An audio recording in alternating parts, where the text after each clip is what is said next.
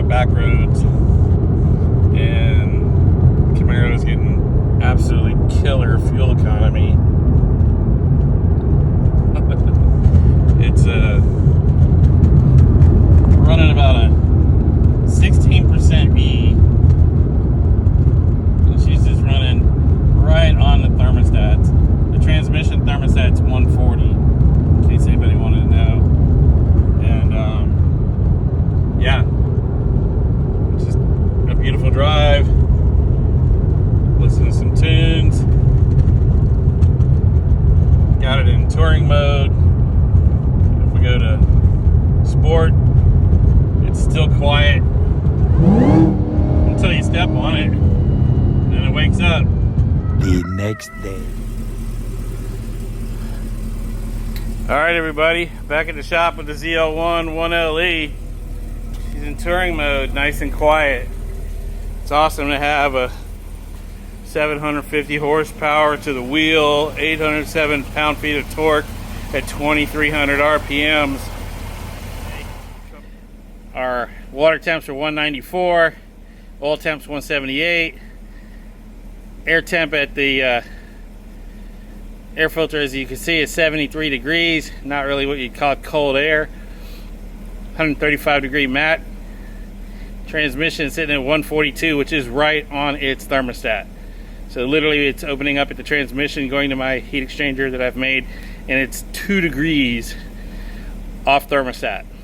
Oh, it bounced to 4. But that's also because it's making an entire loop of the entire car, going back to the rear axle and then forward again. We're at 10% E, which means I'm running on just straight up 93 octane pump gas. So here's what I got. And let's get into this. Alright, so here's the jumper that I've made. And if you've seen me at the track, or you've talked to me at the track, you've seen me use these. And after you've been running a session, 30 minutes flat out, and you go into the track, usually the best thing to do is let the car idle, let the transmission and all the temperatures and the oil stabilize. But what do you do after that's happened? Well, most people shut the car off, like I've just done. And what I've done is this is a marine grade fuse holder. It uses silver tinned wire, heat shrink terminal ends, made to go specifically into the blade of the fuse box. And I'll show you how to apply that. Now, before I do this, let's get out the trusty heat gun. Right now, heat's rising as it comes up through the engine. Yeah, there's the water pump. And it's going to go up. It's steadily going up as the heat's rising. So that 150, 160 degree temperatures right there is all coming up. It's physics. It's going to happen. So what happens when you go start out at the track? Well, your bricks are hot. Now you're going to rely on your cooling system.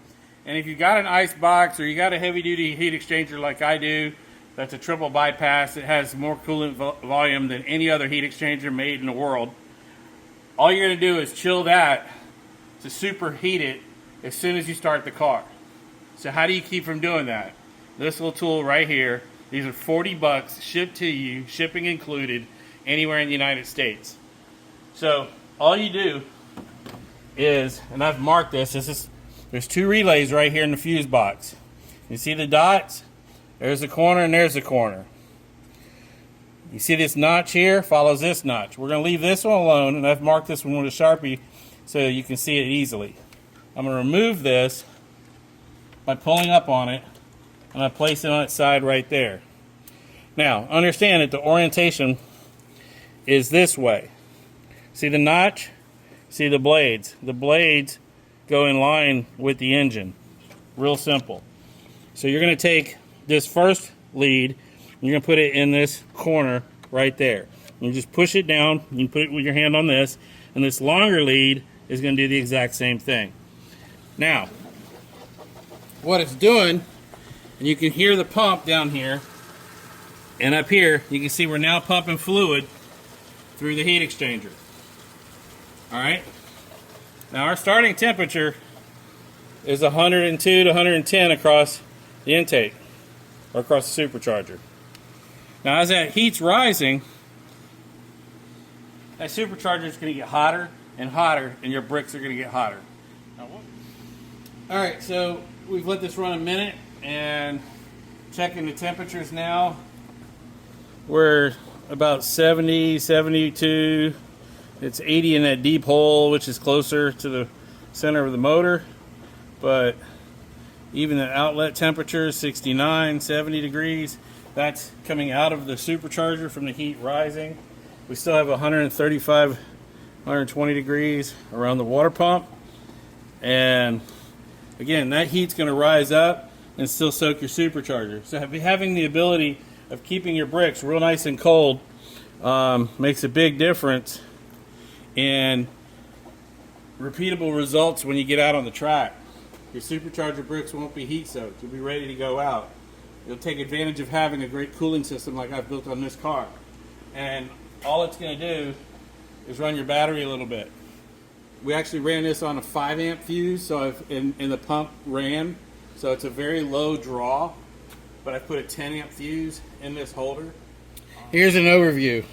To take this off and stop the pump running, you just pull the blade right out, lift this up. Now, mind you, I've made this side short on purpose, so you can just push that right in and go right over here, drop it in place. Again, to stop this, all you do is pull this out, lift right up. Go back with your relay. Remember, the notch goes forward towards the engine. The blades go forward towards the engine. And you just push it right back in place. When it's all said and done, put your cover back on. Now look, do not leave this in or leave that out and start the engine. Or you'll get a reduced power notification, and it will set a code that you have to clear in the ECM. It's not a hard code, it goes right away, it's a soft code. But it will set a code if you try starting the car with this in place. Note that my check engine light is on, and that is due to the fact that I tried starting the car with the relay removed to show you what you can do using the Banks iDash. So you go to Diagnostics, Vehicle, check vehicle codes.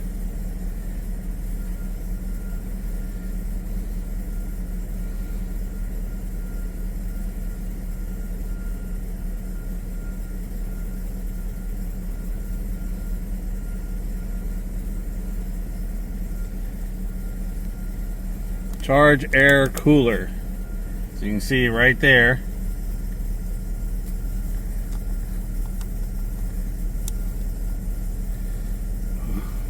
And it'll tell you, it gives you a freeze frame of exactly when it happened. I was sitting still, it was right here, but it tells you the temperature of everything.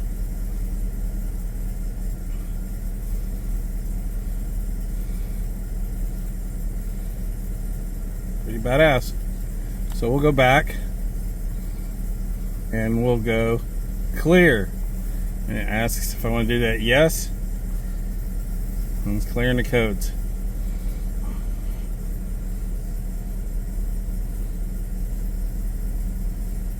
Very simple. Codes cleared. Go back to our gauge. And we did that while the engine was running. The Banks iDash is one of the best tools you can buy for your car. Hands down, one of the best investments ever. These are $40 anywhere in the continental US. This is a marine grade silver tinned wire fuse holder. These are waterproof. These are the exact pins that are designed for this fuse box, for this relay. The ends are epoxy heat shrunk, so they cannot pull off, they cannot pull loose. And I've used a very, very stiff marine grade wire, silver wire, so that you can push this in repeatedly over and over and over and not have any failures. Again, I've rated the fuse. We've tested it at 5 amps without any failure on the pump to run the coolant system when it's hot.